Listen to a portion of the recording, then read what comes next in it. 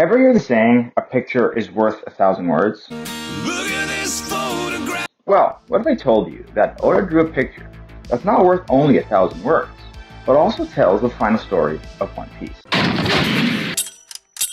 Hello, and welcome to One Piece Rule Journal. In today's video, I will analyze a picture drawn by Oda and show you not only how this drawing foreshadows the final act of One Piece, but also includes Easter eggs from Emu, Blackbeard, the three admirals, Buggy, and even Shanks. The countdown is on. The final saga of One Piece is coming. And the question we One Piece fans ask is, how will Oda lay out this final and highly awaited saga? With so much anticipation, many theories and speculations came ashore with the intent of trying to predict how everything could all come together. However, many of these theorists tend to forget that they are dealing with master of trolls, Oda himself. With this menacing trollism, in the past, theories have gotten defeated time and time again. But everyone tends to have a weakness. Your overconfidence is your weakness. And the weakness of this overpowered troll is no one other than Oda himself. You have become the very thing you swore to destroy. If Oda, on one end, is the master of trolling, on the other, he is the king of foreshadowing. And Oda's love of foreshadowing can be a key to exposing his true intent for the final of One Piece. And let's be honest, Oda loves to foreshadow so much that almost everything he draws or writes is a foreshadow of something to come. So, could it be possible that somewhere, somehow, Oda gives a hint, drawing, conversation, or parallel that could possibly foreshadow the events that unfold in the final saga? Well, the obvious answer is yes. And he did not just spread it out here and there, but instead he drew it all in one picture and slapped it casually on one of his manga issues. Well, you know, that's just the way Oda does it. But without further ado, ladies and gentlemen, let me show you the drawing. This picture is the intro color drawing that opens One Piece manga number 937, titled Gikumaru on Bandit's Bridge. In this picture, we read One Piece, planning new adventures. But let's get right into it and pick apart every millimeter of this picture. To start, this picture shows us the three Straw Hats who will face off the three admirals, Fujitora, Kizaru, and Green Bull. So, let's first look at Usopp's attire. Usopp is wearing green overalls and also has a horned Vikings hat. Now, before going over this chapter, I had just finished reading chapter 1053, the chapter where we finally get officially introduced to Admiral Green Bull. Minor spoiler, we not only get a full body reveal of Green Bull, but we also learn that his abilities are that he can grow and manipulate vegetation. Also, we get confirmation that Green Bull, just like every other admiral, has an associated color, which is obviously green, the same color that Usopp is wearing. And not only that, but Usopp's Viking helmet had horns. And what do bulls have? Well, horns, of course. This could be foreshadowing an epic environment-friendly clash between Straw Usopp and Admiral Green Bull.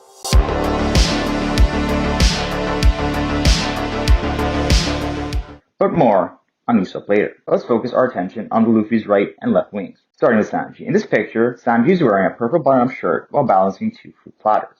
How Sanji is balancing these platters remind me a lot of this scene in particular. Also, the purple shirt could be a hint towards the battle between Fujitora and Sanji, whose skin color is also purple. Also, Sanji's eyes are closed, which could be another nod to how Fujitora is blind. Therefore, ladies and gentlemen, I believe that Sanji, after Usopp, will be another Straw Hat to go against an Admiral, and we will be seeing Sanji versus Fujitora. Now, I personally believe that this clash will initially go down hard, but end up with Sanji and Fujitora finding a mutual understanding with each other, and then possibly working together. Now, a couple of things to add about Sanji. The balancing of the plates with fruit could be a nod, but Sanji might fulfill one of his utmost principles, which is that no one, no matter their age, gender, species, good or bad, will ever feel hungry again. This, ladies, is just another thing that makes him so special.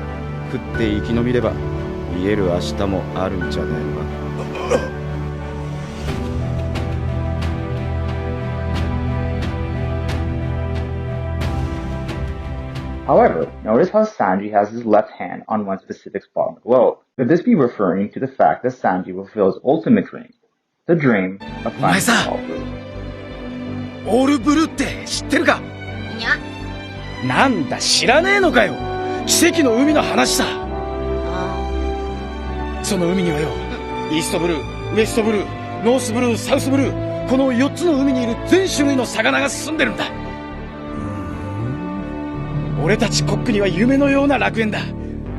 それがグランドラインってとこだ。Let's move to Zoro. Now Zoro is wearing a white shirt with a picture of the sun that has the same color as Kizaru's outfit. This could potentially mean that while Sanji is taking on Fujitora, Zoro will be busy with no other than Admiral Borsalino. Like Sanji and Fujitora, this will not be the first time these two clash.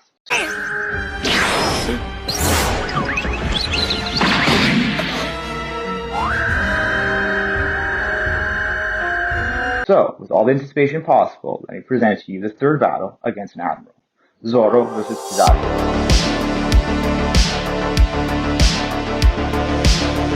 Will Zoro surpass the impossible and be able to cut light? We will impatiently wait, Oda. We will impatiently wait. But notice Zoro's pants. These colorful pants remind me a lot of the blinds from the Wano opening act, with the pink representing the Sakura leaves. Us One Piece fans already have some good foundation that Zoro is originally from Wano, but what other connections are hidden? And what about Zoro looking at the map with a grin across his face? Well, stick around to the end to find out. And if you're a big Zoro fan, I promise you, it'll make you laugh. So, what were the other Straths doing? Well, let's find out. Let's focus on Brook. Brook is holding a telescope rocking a Dylan's hat, while wearing a light blue shirt and yellow pants. Coincidentally, the same colors of Vivi's and Sabo's hair. And now the hat and telescope are an obvious nod to Sabo. And no, Brook is not going to fight Sabo and Vivi. Instead, he might just be the one to rescue them. Notice also that there is a noticeable S on Brook's shirt. The S is an obvious nod to Sabo, but it could also have several meanings. The S not only could stand for save, but if you look at it sideways, you can also notice that two V's with one V upside down. These two V's, along with the I, could potentially stand for Vivi. You can also notice two other V's at the bottom of the shirt. Therefore, ladies and gentlemen, let me present to you Operation Rescue, Sabo and Vivi, directed, acted, and produced by the one and only Brook. Now, let's turn our attention to a very juicy subject. So juicy, I have a whole other video coming out on it. This subject focuses on Nami. In the picture, we see Nami with the parrot wearing a crown. Seems familiar? Also, notice that her bra strap reminded me of something in particular. Yes, all these connections led me to believe that Nami versus Emu will be a very important subject in this final showdown. So, let me introduce to you the all-female, supposedly mano a mano, Nami versus Emu. Now, I have a whole video coming out about Emu that I am super excited to share, but for now, I'll just share a little sneak peek related to why Nami and Emu connection makes so much sense. So the word Emu doesn't give us much to work with, but if you flip the word Emu, you get the word Umi. Now, Umi in Japanese means ocean. And what does Nami mean? Well, Nami means wave. If you think about it, the ocean and waves are so interconnected, it is hard to imagine one without the other. Could the same be said about Nami and Emu? Now, let's look at the number right to the left of Nami. It could mean 872 or 972. Anyway, those chapters don't really match up with the topic of One Piece, but match into the manga. However, if you twist the number just like I twisted the word Emu, we find ourselves in chapter 278 and 279. Now, in those chapters, we get plenty of conversation between Enel and Nami, and at the end of chapter 279, which is titled Pirate Luffy vs. Enel, we get Nami saying this famous phrase.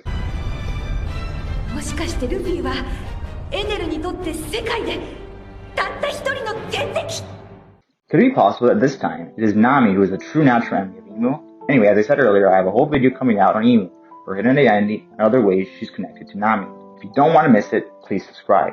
And thank you from the bottom of my heart if you do.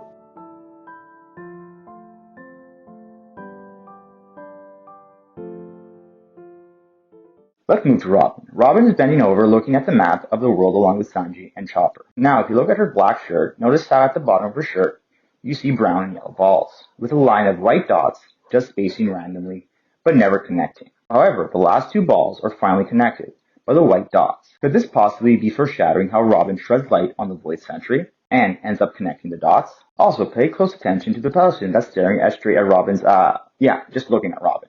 This could be me overthinking, but Morgan from Morgan's World Economic Journal, an inspiration to where I got my YouTube name, does wear a hat with a red and white feather, along with a yellow beak and black robe, meaning that after Robin learns about the Void Sentry, she's somehow able to share it with the one and only Morgans.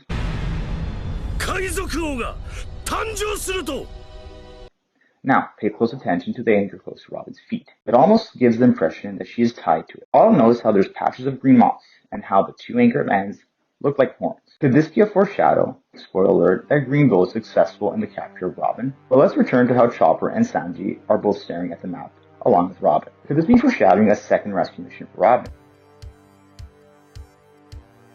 Now, everything about Frankie has me suspicious. First of all, he has his back towards the Straw Hats, and is talking to a parrot. Now, I have my ideas on this, but unfortunately, because I shared these thoughts a while back and they're not very popular, I was heavily cyberbullied. I'm talking about hundreds of not so nice comments.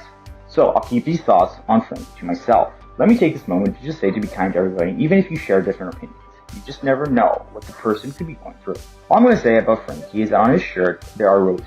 Roses that look very similar to the roses that Akainu has tattooed on his chest. Could this be foreshadowing a clash between Frankie and Akainu? Let me be clear, I'm not excluding that Luffy doesn't get a chance to take revenge on Ace.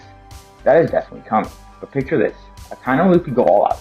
Luffy ends up beating the shit out of Akainu, but something happens that prevents Luffy from finishing off Akainu. Something like a bigger menace, or Luffy making it into priority to save his loved ones, rather than taking revenge on that which has already been lost. Anyway, because of this, it could be possible that Frankie is the one to put justice on Ace's name.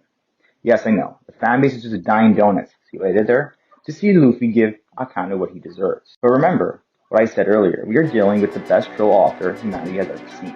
So, don't be surprised to see surprises. And of course, I left the best for last. Straw Hat Luffy, the future king of pirates.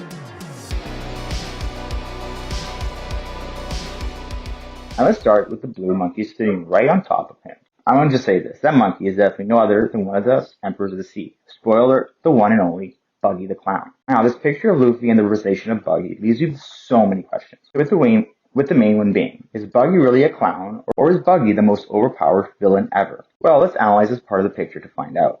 So, see how Usopp was pointing at the X on the map, which could be representing the location of the One Piece. And see how both Luffy and the monkey are looking at that spot. And notice how both Luffy and the monkey have the same hat with the white feathers, and are both eating a banana. But let's take a moment to reflect here. This banana eating could be a nod to Luffy and Buggy's respective fruits. Okay, let's not forget that the second fruit that Oda presented in One Piece was no other than Buggy's Bara Bara. Now, if you think about it, if Luffy's awakened abilities gives him the possibility to bind the surroundings, what would Buggy's awakened ability be? Well, with other possible hidden powers, it could be obvious that he could split matter any way or form he pleases. Pretty much, if this is true, Buggy can do what Law does, but without the boundaries of room.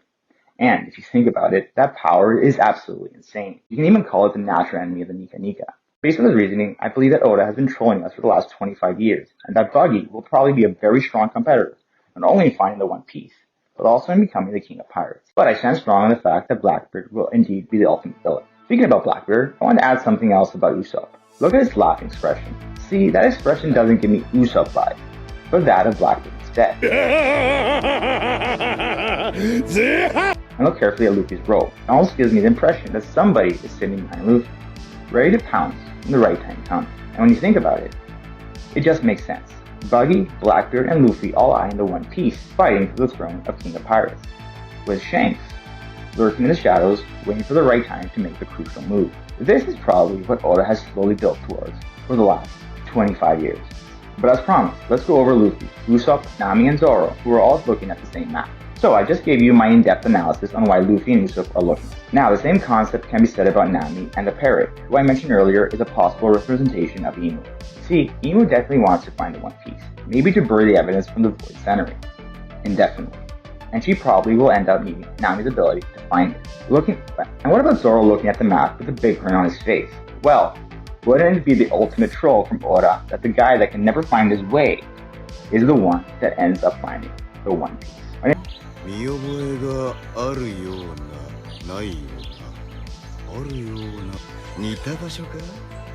name is Marco, and this is One Piece for Journal. And thank you so much for watching. Please subscribe so I can show you more videos.